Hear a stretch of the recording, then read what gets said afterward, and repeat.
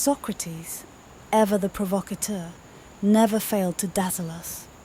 With this statement, that he allegedly made at his death trial, he throws down the gauntlet, challenging the very foundation of what we consider a life worth living. To him, life without introspection is like dining on a feast without savoring a single flavor. It's an existence devoid of depth, a mere drifting through the currents of days, without navigating the deep waters of self-awareness.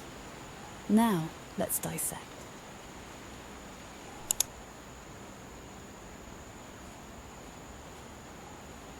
The unexamined life isn't just about peeking under the hood of your consciousness. It's a full-blown philosophical excavation. Socrates was all about questioning, probing, and turning every stone of belief and action. It's a call to arms against complacency, an invitation to scrutinize our beliefs, values, and the very fabric of our being. An episode from the exploits of Socrates back in the day should shed light on this. In the heart of Athens, amidst the animated exchanges of the agora, Socrates encountered a figure named Euthyphro. Now, Euthyphro, confident in his knowledge of piety and righteousness, was preparing to prosecute his own father for murder.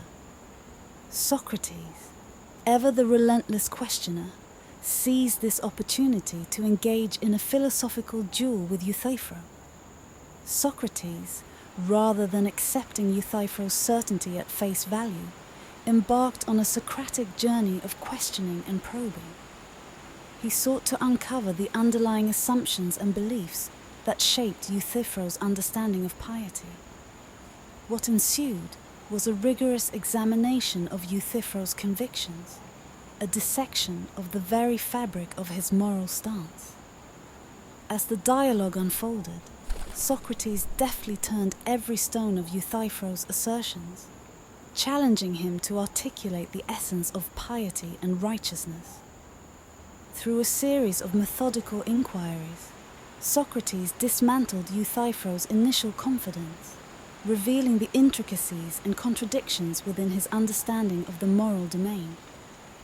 This kind of mind excavation wasn't merely an intellectual exercise, but a manifestation of Socrates' commitment to scrutinizing deeply held beliefs.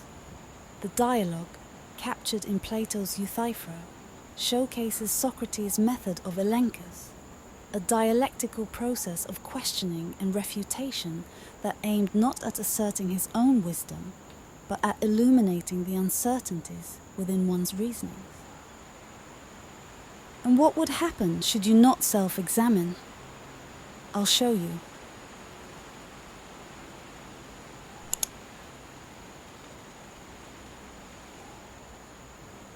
Picture ancient Rome, a grand stage where Nero, the notorious emperor, takes center spotlight. Nero's rule was marked by ostentatious extravagance and a seeming indifference to the well-being of his subjects. The emperor's insatiable appetite for luxury and entertainment knew no bounds.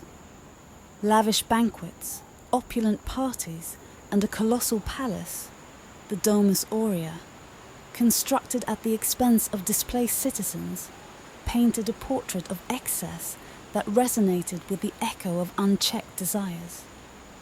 In the area of political governance, Nero's decisions were often fueled by caprice rather than calculated wisdom. The notorious event of the Great Fire of Rome in 64 AD is a stark example. Nero, some whispered, played the fiddle while Rome burned.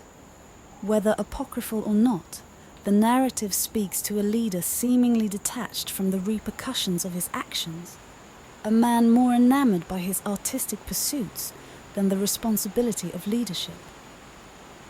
Nero's persecution of political rivals, including the executions of his own mother and stepbrother, further underscores a lack of moral introspection.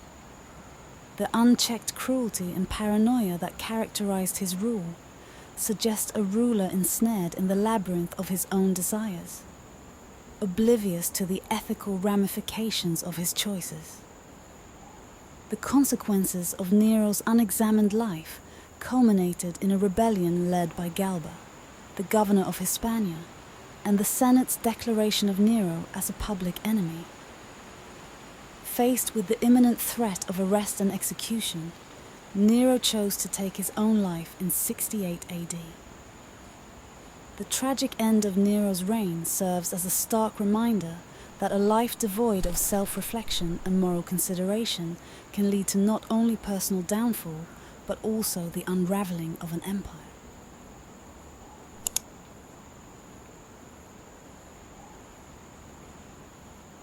So, how could we go about fostering this self-knowledge? In the spirit of Socratic dialogue, create spaces for meaningful conversations that transcend everyday chit-chat.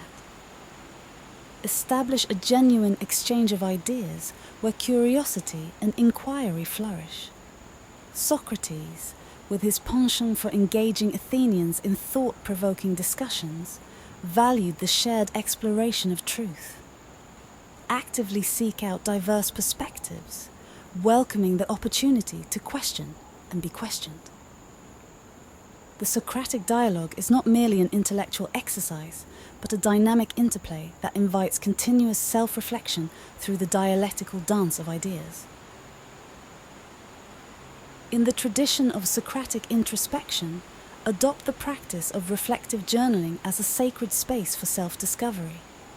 Pen down your musings, aspirations, and innermost thoughts without the constraints of judgment. Socrates, despite his aversion to the written word, would appreciate the value of journaling as a tool for introspective excavation. Regularly revisit your entries, witnessing the evolution of your ideas and recognizing patterns that illuminate the contours of your intellectual and emotional landscape.